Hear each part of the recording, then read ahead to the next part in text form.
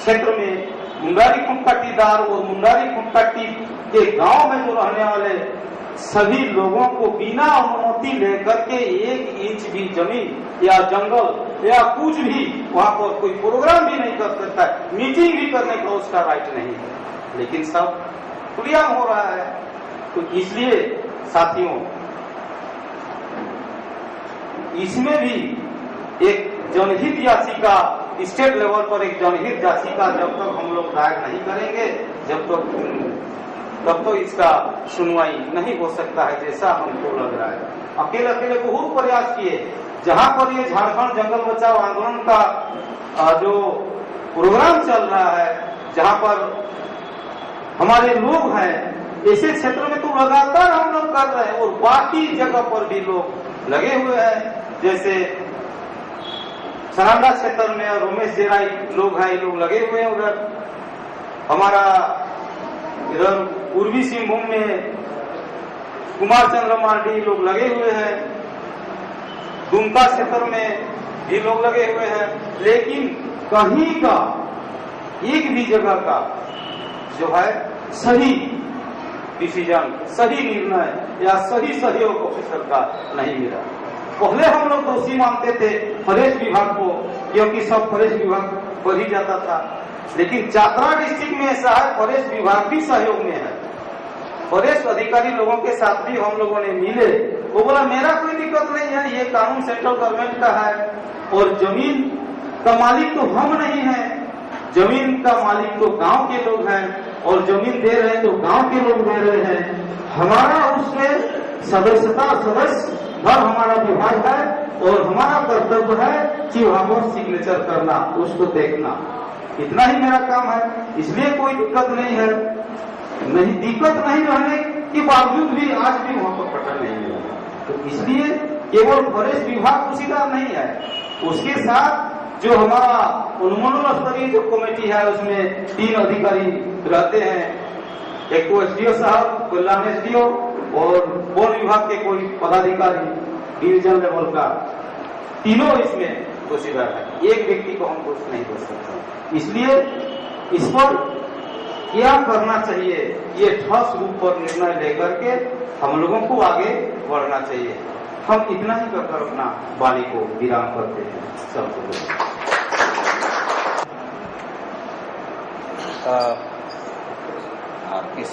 जी मुंडा जी, और इस पर हम 10 मिनट तक और चर्चा करेंगे।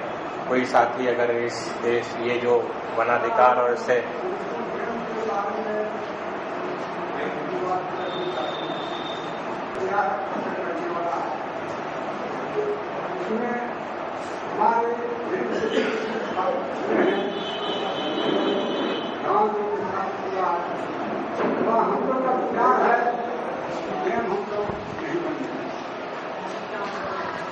चाहे इस हालत हो, न हम लोग का जमीन लिया गया है, न हम लोग को सूचना दिया गया है, न हम लोग का सर्वे किया गया है, न आज तक हम लोग का कोई देखभाल कर रहा है, न हम लोग का कोई सरकार है, या नहीं हम लोग का कोई सरकार का चिन्हित है।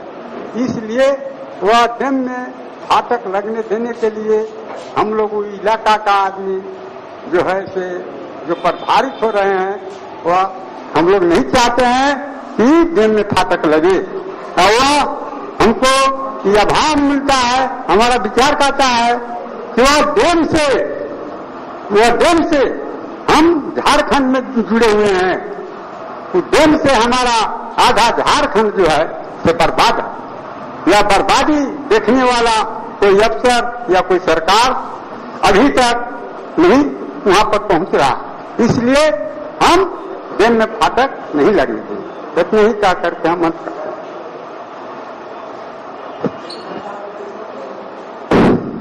हमरा ही कहेला बा सबे कोई झारखंड के भाई यही जुटल बा। हम तो कमजोर आदमी ही, ज्यादा बोले बते नहीं जानी। काल सुने थे कि नीलम्बर, पीतम्बर और जग सहाय बिरसा मुंडा यही धरती बचावे खातिर बड़ी लड़ाई लड़लक और लड़ाई लड़ के जैसे धरती बचावे। तो आज पूरे झारखंड के भाई के तन को होश में नहीं आवत कि जमीन खाली बेच ले जात बा, कहूँ फील्ड खाली तो कहूँ डैम तो कहूँ फैक्ट्री, ये सब बर्बाद कैले जात बा। हमार नीलम्बर पीतम्बर युग बनौलो कि बर्बाद करे खाला युग बनौले बा। एकरा रमन जब भाई बहनी विचार करके एकरा तय करूं कि पहला युग पूर्वज लोग इस धरती के लड़ के बचाव लोग, आज सब जनता का बुर्बक बा, पढ़ल लिखल है बा, बोले बच्चे सब जानते बा। तो पहला नियम कानून खोजो रमन, खोज के रास्ता निकालो कि देश बर्बाद काहे होखत बा। तो कमजोर पर हमने के पूरे जनता में कमजोरी बा, अपना अपना घमंडी बा, अपना अपना घमंडी करके जो है भुलावा कैले बा। दलाल यही जगह बा, बाहरी नहीं। हम यह जगह बतिया थी कुछ, आगे जाकर बतिया कुछ। काल जो नीलम्बर पीतम्बर लड़ाई लड़ लेगा कि धरती बाँचे आवे खातिर, बाल बच्चा जिये खातिर, पूर्वज के नाम खातिर, चाहे पूर्वज के नाम तो रोहन बितावो थिए, बीत जाए तब कहाँ जात रहो, तब तो भुला के मरब ना। अब वो तो पूंजीपति वाला बा, वो तो खरीदे ला तैयार बा। यहाँ सरकार जब से लगल बा चमचा गिरे दलाल काटे खातिर, फिर हम सहयोग देव रउआ फटक लगाऊ ना, एक हम परिवी करब ना। तो देखो ऐसा हाल चल बा कि विचार रमन करूँ कि युग बचावे खातिर, पर झारखंड युग बचाऊं, गांव बचाऊं, घर बचाऊं, तो बाल बच्चा सब पूर्वज बच जाए। इतने करके हम समाप्त करते। जय झारखंड जोहार।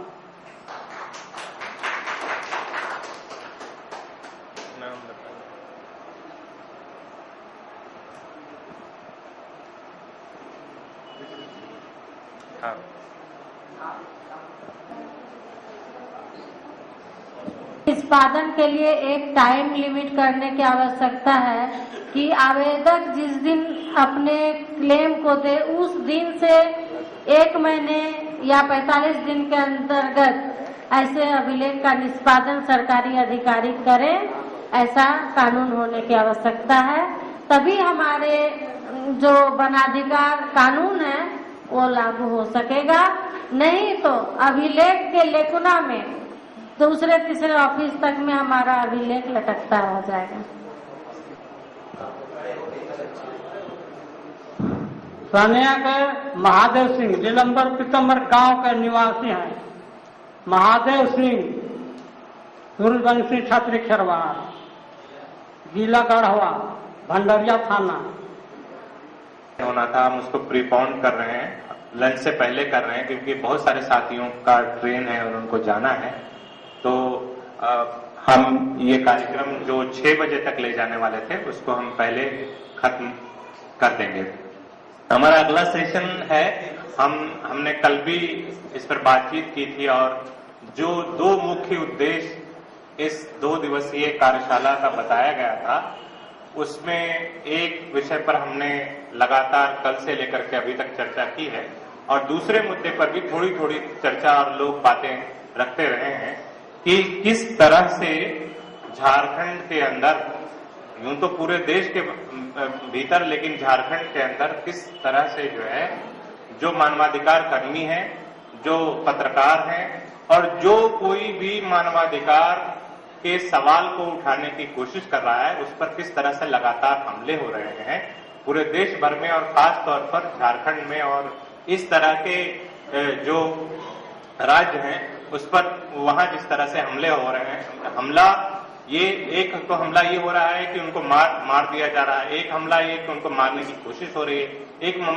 हमला ये हो रहा है कि उनको फर्जी मुठभेड़ों में फंसाया जा रहा है, एक हमला ये हो रहा है कि उनको बदनाम करने की कोशिश की जा रही है, कैरेक्टर असैसिनेशन हो रहा है, कई कुछ अफवाहें फैलाकर उनके बारे में कि वो घूस लेता है और अजीब की तरह की चीजें कहकर लोगों को बदनाम करने की, और जो मानवाधिकार कार्यकर्ता हैं और जिसमें अधिवक्ता भी हैं, लॉयर भी हैं, जिसमें जर्नलिस्ट भी हैं, और जो मानवाधिकार के हनन और उल्लंघन के खिलाफ लड़ाई लड़ रहे हैं, उनके खिलाफ एक माहौल बनाने की कोशिश की जा रही है।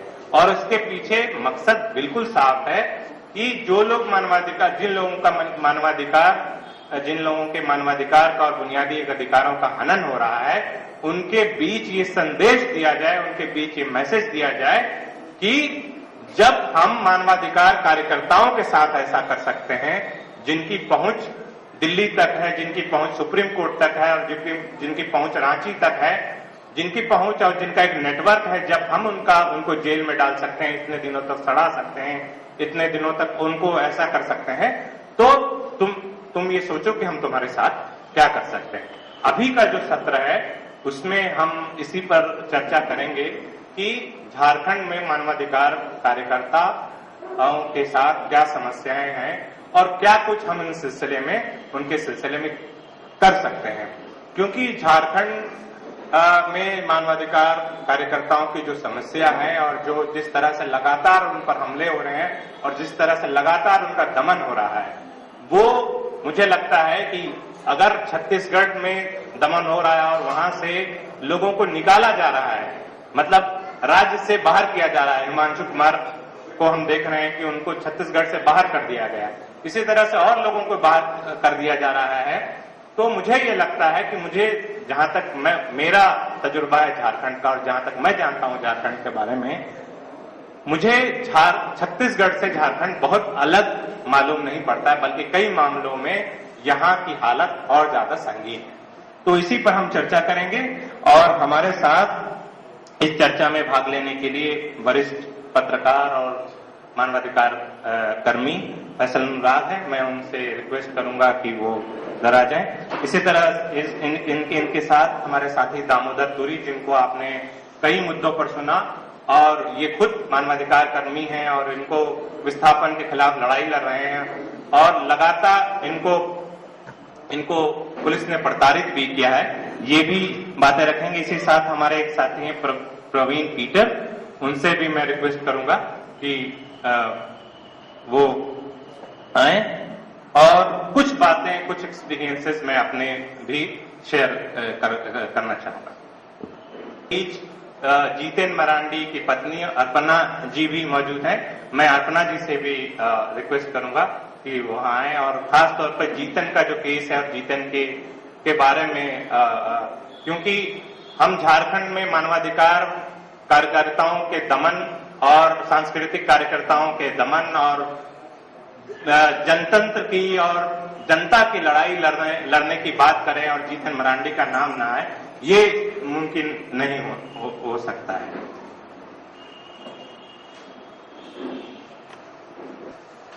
मैं सबसे पहले साथी फैसल अनुराग जी से रिक्वेस्ट करूंगा कि जो मुद्दा है उस पर अपने विचार रखें। और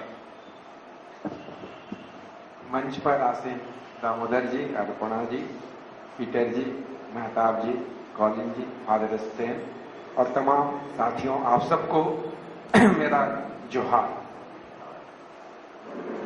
झारखंड या उड़ीसा और छत्तीसगढ़ खासतौर पर देश के ये तीन राज्य आज जिस संवेदनशील स्थिति में है, मुझे लगता है उसके जो बुनियादी कारण है उस पर कल से आपने चर्चा की है। और आज इन तीनों राज्यों में अगर मीडिया के क्षेत्र में, मानवाधिकार के क्षेत्र में, संस्कृति कर्म के क्षेत्र में हम नजर दौड़ाकर देखते हैं तो तीन चार बातें साफ दिखाई देती हैं।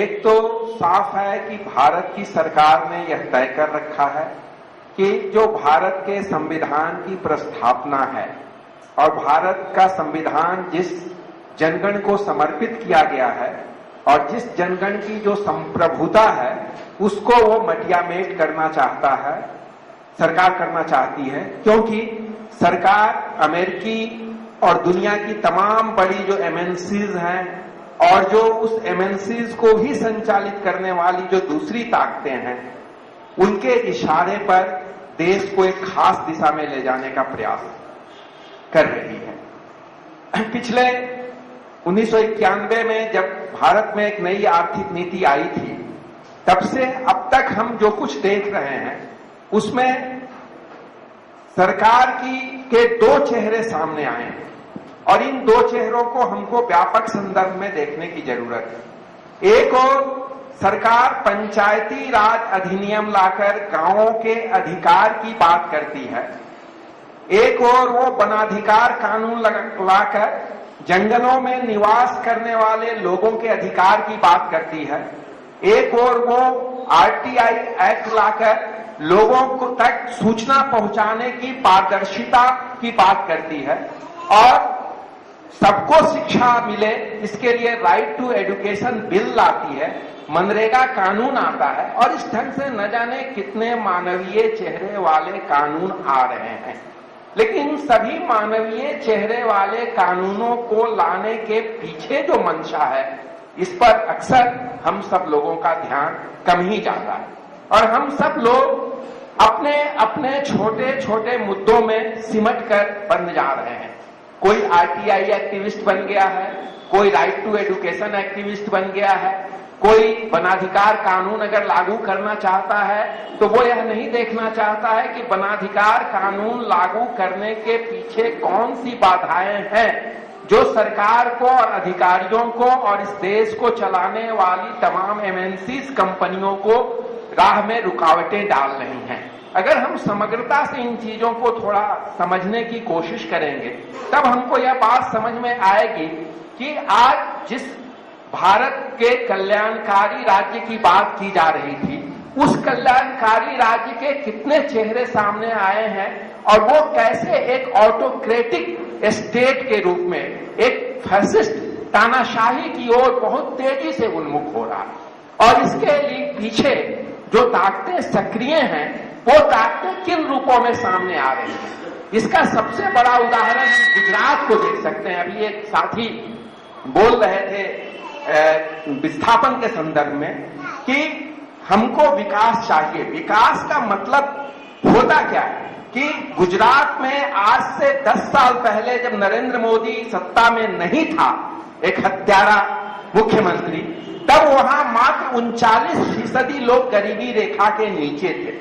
पिछले 10 सालों में गुजरात का आंकड़ा यह बता रहा है कि वहां गरीबी रेखा के नीचे जाने वालों की संख्या में 7% लोगों की संख्या बढ़ गई।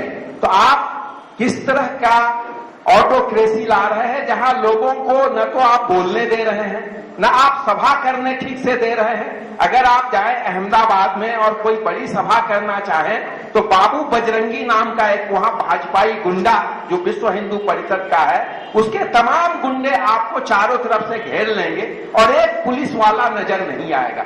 अभी जिस हिमांशु जी की चर्चा कर रहे थे, छत्तीसगढ़ में आज मीडिया का स्वर, मीडिया में यह खबर आती है कि अगर कोई छत्तीसगढ़ में ऐसा व्यक्ति प्रवेश करता है जो सरकार के खिलाफ और नक्सलियों के पक्ष में बोलेगा तो उसके लिए जो वहां प्रेस कॉन्फ्रेंस करने के लिए मीडिया की तरफ से जो बना हुआ सेंटर है वो सेंटर हम नहीं देंगे। मित्रों, इस स्थिति में 1975 में एक बार देश को पहुंचाने की कोशिश की गई थी जब तमाम तरह के अधिकार स्थगित कर दिए गए थे, छीन लिए गए थे, लोगों को जेल में बंद कर दिया गया था। तब की तानाशाही को लेकर, आपातकाल को लेकर हर साल 26 जून को जंतर मंतर से लेकर देश के न जाने कितने हिस्सों में उसका विरोध दिवस मनाया जा रहा है। लेकिन झारखंड में, उड़ीसा में, छत्तीसगढ़ में और बंगाल में जिस ढंग की आपातकाल लगा हुआ है, इसको देखने की कोशिश कौन कर रहा है? आज झारखंड को उदाहरण के तौर पर देखिए। झारखंड में अगर विस्थापन के खिलाफ आप लड़ाई लड़ते हैं तो यहां आपको सीधे सीधे सरकार की निगाह में यह कहा जाता है कि आप माओवादी हैं और अगर आप माओवादियों के कैंप के हिस्से हैं। अभी पिछले दिनों सरकार की तरफ से एक चिट्ठी आई थी जिसमें दयामणि बरला, फादर स्टेन स्वामी, दामोदर तुरी, पाठक जी और केडी सिंह के नाम थे। इन लोग के अपराध क्या बताए गए थे? अपराध यह बताया गया था कि फादर स्टेन जो बगीचा में सेंटर चलाते हैं, उस सेंटर में वो माओवादियों की ट्रेनिंग करते हैं। सेना के कैंप, सेना की छावनी है, उसके बगल में बहुत सारे मित्र यहाँ गए हैं, बहुत सारे नहीं गए हैं जो देहातों से आए हैं। फादर स्टेन ने एक सेंटर बनाया है विभिन्न लोगों के सहयोग से और यहाँ के सामाजिक कार्यकर्ताओं को ट्रेनिंग देने का, विभिन्न मुद्दों पर प्रशिक्षित करने का वो एक सुनियोजित प्रयास चला रहे हैं ताकि लोगों की राजनीतिक जागरूकता, लोकतंत्र के प्रति जागरूकता बढ़े। उस फादर स्टेन के खिलाफ एक पूरी जांच चलाने की कोशिश की गई और ये कोशिश की गई कि किस ढंग से उनको झारखंड का विनायक सेन बनाकर जेल में बंद कर दिया जाए। मुझे एक पुलिस अफसर ने एक दिन फोन किया, आज से 1.5 साल पहले की बात है, और उसने कहा कि आप फादर स्टेन को जानते हो? हम बोले भैया मैं जानता ही नहीं हूं, और मेरे गुरु और बड़े भाई की तरह है, हम लोग का बहुत आदर करते हैं। क्या बात है? उसने कहा कि वो तो नक्सली हैं। मुझे हंसी आ गई। हमने कहा कि भैया इस देश, इस राज्य में तो हर वह व्यक्ति नक्सली है जो जल जंगल जमीन की बात करता है, और अगर आप पकड़ना चाहते हो तो फादर अकेले बगीचा में बैठे रहते हैं, आप जाओ और उनको पकड़ के बंद कर दो। इसी ढंग से अभी दामोदर तुरी के खिलाफ एक प्रदर्शन होने की बात हो रही थी, विस्थापन के खिलाफ। इनके खिलाफ अचानक अखबारों में साजिश की गई। मित्रों, दो चीजों को समझना होगा कि मीडिया के भीतर दो तरह का तंत्र चल रहा है। एक मीडिया की मूल स्थापना होती है कि हमको पाठक संसार में पहुंचना है, तो वो कुछ अपनी मानवीय बात को सामने लाता है। वो जल जंगल जमीन की लड़ाइयों को, लोगों के दूसरे बातों के सवाल को, दूसरे जरूरियात के सवालों को छापता है। लेकिन उसकी मूल मंशा क्या होती है? एक अखबार ने नगरी में जब गांव के लोगों ने यह फैसला किया कि हमको दीवार को तोड़ देना है, क्योंकि जब सुप्रीम कोर्ट में केस नहीं सुना गया तो उनका आक्रोश चरम पर पहुंचा, और जब उन्होंने तोड़ दिया तो उस अखबार ने उस दिन 5 पेज में यह छापा कि नगरी के लोगों ने कितना बड़ा काम किया और कैसे किया। 2 दिन के बाद उस अखबार में यह एक सिलसिला छपना शुरू हुआ कि नगरी के बगल में 4 किलोमीटर की दूरी पर एक कुम्हरिया गांव है, उस गांव के लोग जमीन देने के लिए तैयार है। क्या क्यों छपना शुरू हुआ? इसलिए छपना शुरू हुआ ताकि नगरी के लोगों के दिमाग में यह माहौल बनाया जाए कि तुमको आज के बाजार के रेट के दर पर पैसा दिया जाएगा, और जो पैसा दिया जाएगा वो लाखों में होगा, और इन पैसों से तुम्हारी किस्मत बदल सकती है। उस मीडिया के भीतर यदि अगर आप इन सारे सवालों को लेकर, जल जंगल जमीन के सवालों को लेकर बात करने की कोशिश करेंगे, तो आज कहा जाता है मीडिया के भीतर कि दुनिया बदल चुकी है, दुनिया का नजारा बदल चुका है। यंग इंडिया इन सारे सवालों को पढ़ना नहीं चाहता है। वो यह पढ़ना चाहता है कि आईफोन के कितने तरह के सीरीज आ रहे हैं, एक्सपीरिया में क्या खास बात है, टैब में क्या खास बात है, उसमें कौन सा प्रोसेसर लगा हुआ है, इसको बताया जाए। पाठक इसको गौर से पढ़ना चाहता है। वो यह पढ़ना चाहता है कि किस सीरियल में, किस सास ने, किस बहू की हत्या में कौन सा षड्यंत्र किया, या किस बहू के किस देवर के साथ क्या रिश्ते बने हैं, यह पाठक पढ़ना चाहता है। यह इसलिए तय किया जा रहा है कि पूरी तरह से हम लोग मान चुके हैं कि जनता की राजनीतिक चेतना को अगर पूरी तरह से कुंद नहीं किया जाएगा तो आने वाले दिनों में, जैसा हमारे साथी महादेव जी बोल रहे थे, या नीलांबर पीतांबर की भूमि, या बिरसा मुंडा की भूमि, या बुद्धू भगत की भूमि, या तिलका मांझी की भूमि, या सीधो कानो फूलो जानो चांद भैरव की भूमि, हर 10 साल पर एक बड़े विद्रोह की भूमि है। और अंग्रेज और उसके पहले भी जो शासक थे उनसे लड़ते हुए आज तक अपनी स्वायत्तता की रक्षा की है, और आज भी अपनी वो स्वायत्तता, अपनी गरिमा, अपने स्वाभिमान के लिए निरंतर संघर्ष कर रहा है। और इसमें संघर्ष करने वालों के खिलाफ एक षड्यंत्र पूर्वक चीजें बनानी है। बहुत आसानी से आज लोगों को प्रताड़ित करने के लिए जेलों में अभी उस ढंग के कार्यकर्ताओं को बंद करने की कोशिश जिस ढंग से मध्य प्रदेश, छत्तीसगढ़ में या उड़ीसा में हो रही है, झारखंड में कम हुई। अभी मीडिया में अगर आप ज्यादा प्रखरता से अपनी बात को कहना चाहेंगे तो आपको अखबार से बाहर कर दिया जाता है। यदि आप तर्क संगत बात करना चाहेंगे तो आपकी बात को कोई सुनने वाला नहीं मिलेगा। इसी ढंग से मानवाधिकार कार्यकर्ताओं के साथ भी सवाल उठता है कि पुलिस का पूरा नजरिया बार बार सामने ये आता है। यह कहा जाता है कि पुलिस को मानवाधिकार के प्रति जागरूक बनाने के लिए लगातार प्रयास चल रहा है। पुलिस बार बार कहती है कि हम संवाद की प्रक्रिया में जाकर मानवाधिकार के सवाल को समझना चाहते हैं, लेकिन वही पुलिस निरंतर अपने भीतर इस बात को हमेशा से नीचे तक प्रचारित करते रहती है कि मानवाधिकार का हनन आज जनता का नहीं हो रहा।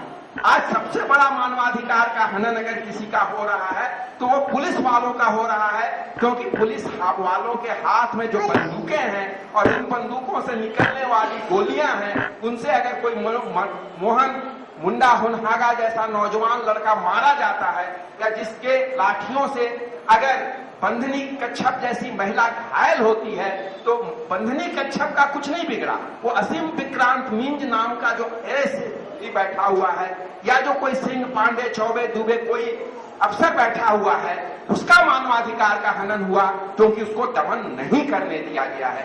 ये एक पूरा राजनीतिक माहौल मीडिया के माध्यम से विभिन्न मंचों के माध्यम से आज तैयार किया गया है। इसलिए मानवाधिकार के संकट को हमको बहुत गहराई से समझने की जरूरत है और इस बात को समझने की जरूरत है कि भारत का संविधान जिन प्रस्थापनाओं को लेकर बाबा साहब अम्बेडकर ने कुछ बातें कही थी उससे आगे जाकर हम किस ढंग से अपनी चीजों को आगे ले जाएंगे।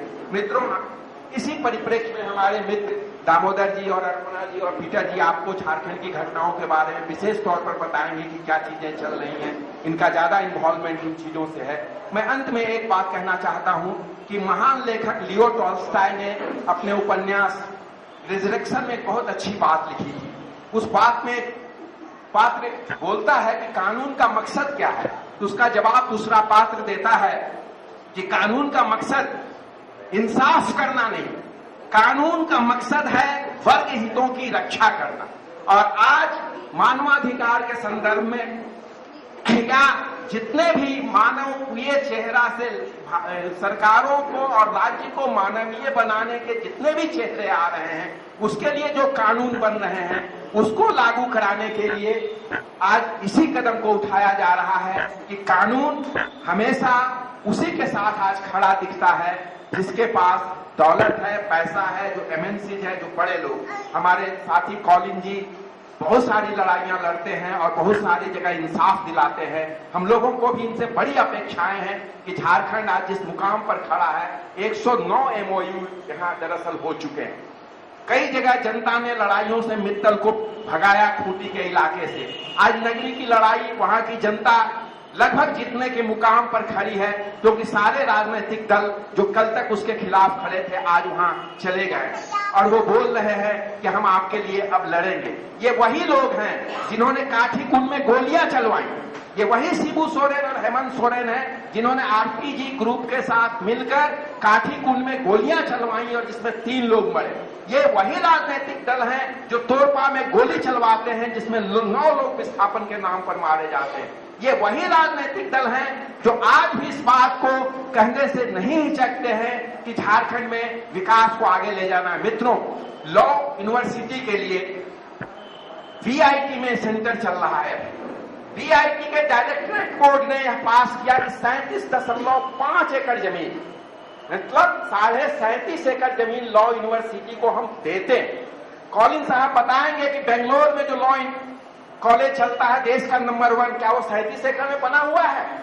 मुझे नहीं लगता है कि वो 37 एकड़ में तैयार है। जो दुनिया का नंबर 1 इंस्टीट्यूट इंडिया का नंबर 1 लॉ इंस्टीट्यूट माना जाता है, टंटिया घर में बैठता है जो यहाँ का चीफ जस्टिस है, उससे पूछा जाना चाहिए कि तुम घर में मीटिंग बुलाते हो और 37.5 एकड़ जमीन लेने से इनकार करते हुए सरकार पर तुम क्यों दबाव बनाते हो कि हमको ज्यादा जमीन चाहिए? इसलिए कि तुम उसके चांसलर बनोगे, तुमको वहां नियुक्तियां करानी है, तुमको अपने वहां टीचर्स रखने हैं।